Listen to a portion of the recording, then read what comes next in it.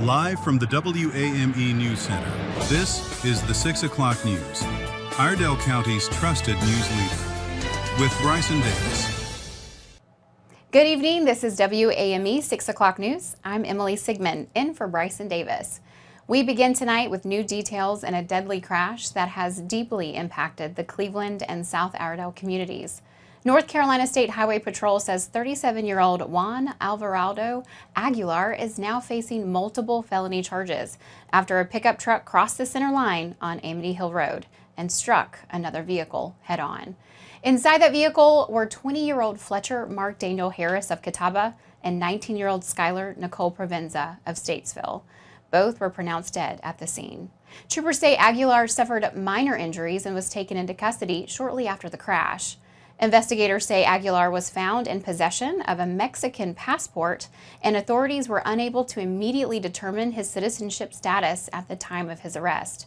Aguilar is charged with 2 counts of felony death by vehicle, driving while impaired, traveling left of center, and driving with a revoked license. Troopers say impairment was a factor in the crash. Court records also show Aguilar was charged with driving while impaired in Cabarrus County in 2020, a case that predates the Amity Hill Road collision. A judge has now set Aguilar's bond at $5 million, and officials confirm he has been placed under an ICE detainer. As the investigation continues, a roadside memorial remains along Amity Hill Road, where flowers, candles, and handwritten notes mark the spot where 2 young lives were lost. The case remains active, and additional court appearances are expected.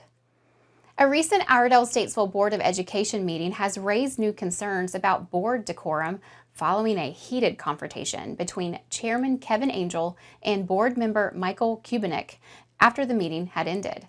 The January 12th meeting was adjourned early after disputes over procedure and governance. Afterward, videos show staff stepping in to separate Angel and Kubinick as the exchange escalated. In a statement, Kubinick said he raised concerns about parliamentary procedure and later apologized for his conduct, but alleged Angel used language he described as threatening. He said the board must now consider accountability under its code of ethics. Angel has since apologized, saying he allowed emotion to override judgment and acknowledging that ongoing tensions have hurt the board's effectiveness and ultimately students. Board member Doug Knight emphasized the need for order and decorum, while Superintendent Dr. James said the board must move forward and refocus on students. The board has not announced whether it will pursue formal disciplinary action. A domestic assault investigation in Cleveland leaves a woman seriously injured. Police have made an arrest. Details next.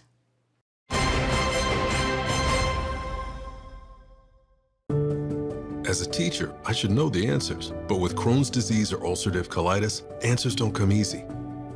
Steroids made my gut feel better, but they brought symptoms and risks of their own. A friend told me about the Crohn's and Colitis Foundation, and they helped me find a specialist. We talked through the pros and cons and landed on a new treatment. I feel like the guy with answers again. Don't wait. Make sure you have the latest info and the best plan for you. Spill your guts. Learn more at spillyourguts.org.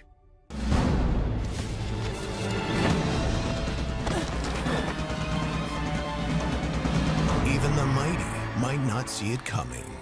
It's prediabetes, and it captures 1 in 3 adults. But you can escape.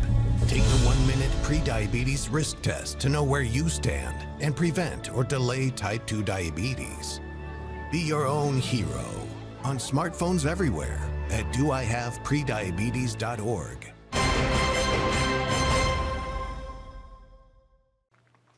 A Cleveland man is in custody following a domestic assault investigation that left a woman with serious injuries, according to the Cleveland Police Department. Police say Eric Wilford Morrison was arrested early Sunday morning after officers responded to a reported assault in progress around 6:20 a.m. in the area of 700 East Main Street. When officers arrived, they found a female victim suffering from serious bodily injuries. Due to the severity of her condition, emergency medical services were immediately requested. During the investigation, officers spotted a vehicle matching the suspect description traveling westbound on Main Street. A traffic stop was conducted and the driver was identified as Morrison. Police say Morrison was taken into custody and charged with assault with serious bodily injury, assault on a female, and misdemeanor crime of domestic violence. He was transported to the magistrate's office where he was placed on a 48-hour hold without bond, as required by law in domestic violence cases. Authorities emphasize that all individuals are presumed innocent until proven guilty in the court of law. The Cleveland Police Department says the investigation remains ongoing. The Statesville Police Department was represented at the 31st Annual MLK Community Prayer Breakfast and Day of Service by members of its Junior Ambassador program, highlighting youth leadership and civic engagement. Junior Ambassador Tiffany Dubon delivered the opening remarks, speaking to community leaders, city officials, and residents. In her address, Dubon reflected on the life and legacy of Dr. Martin Luther King Jr., emphasizing the importance of service, unity, and justice. Those in attendance praised Dubon's poise and thoughtful message. Department officials said her remarks reflected maturity, compassion, and a strong commitment to civic involvement. The Statesville Police Department also recognized its junior ambassadors for representing the department and demonstrating the positive impact young leaders can have in the community. Officials thanked the Martin Luther King Partnership Committee for hosting the event and continuing to promote service and positive change across the region. The power of positive thinking. It may be better for your health than you think. And before the weekend gets here, we're watching winter weather. More after the break. What are you doing in there? What's that? I wouldn't do that. What are you doing? What are you looking for?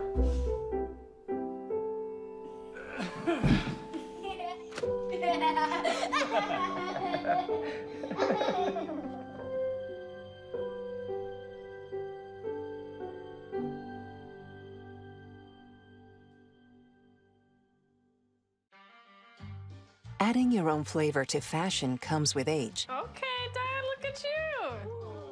Forgetting how to add doesn't. Learn the warning signs of Alzheimer's. Some things come with age, some others don't. How do you know when you've made the right decision? It's the feeling you get in your gut, the one that tells you what's right or wrong. It's the voice inside you that says, I'm buzzed. Better leave the car when it's time to go. Buzz driving is drunk driving.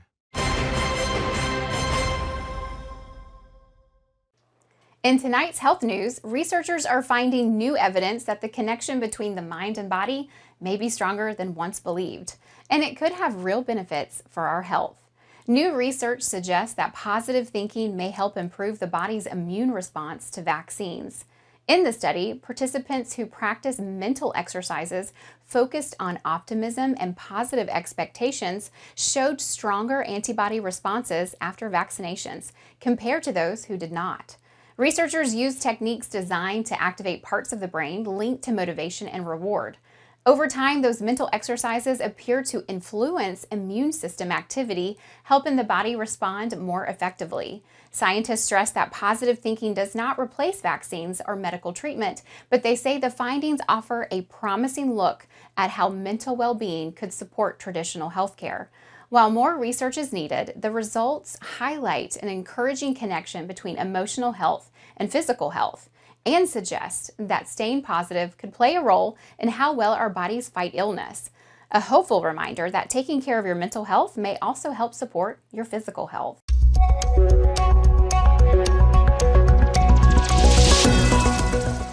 Any snow or ice that does develop could linger into early next week due to continued below freezing temperatures at night.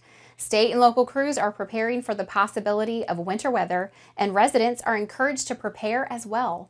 We recommend keeping an eye on updated forecasts, limiting unnecessary travel if conditions worsen, and making sure homes and vehicles are winter ready. That includes having an emergency supply on hand, protecting pipes from freezing, and allowing extra travel time if roads become slick. WAME News will continue to monitor forecast updates and provide the latest information as conditions develop. Thank you for spending part of your evening with us. From all of us here at WAME News, we appreciate you watching and being a part of our community. I'm Emily Sigmon. Good night. Stay informed. Stay ahead. WAMEnews.com